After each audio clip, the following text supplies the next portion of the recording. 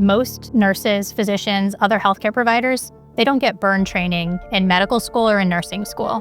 When I was working in the pediatric burn ICU, we took care of a family of two young boys who had been camping.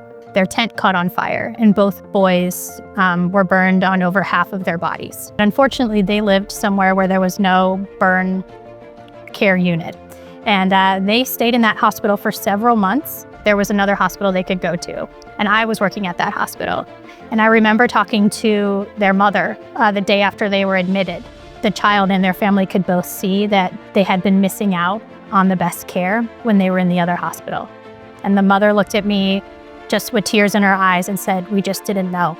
We just didn't know what they weren't getting there, and no one told us." My work currently in this big research study that I'm leading, funded by the Department of Defense, is really about giving clinicians tools to make it easy to use teleconsultation to get that burn patient connected with an expert.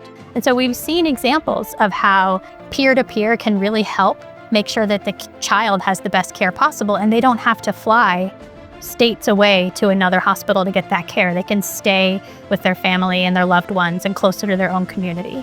And so nurses are really at the front line, and they are the ones that develop these teleconsultation networks with their local hospitals in their catchment area. And I help them talk to each other, figure out what they need, partner together. So as a scientist, I'm learning from them and I'm helping them with best practices, but I'm also creating something that I don't need to be there for it to happen. It's sustainable long after our research study is over. There is a very, very good United States military burn center in Texas, but it will take a long time for our servicemen and women to reach that if they are serving our country and suffer a burn injury in a remote location.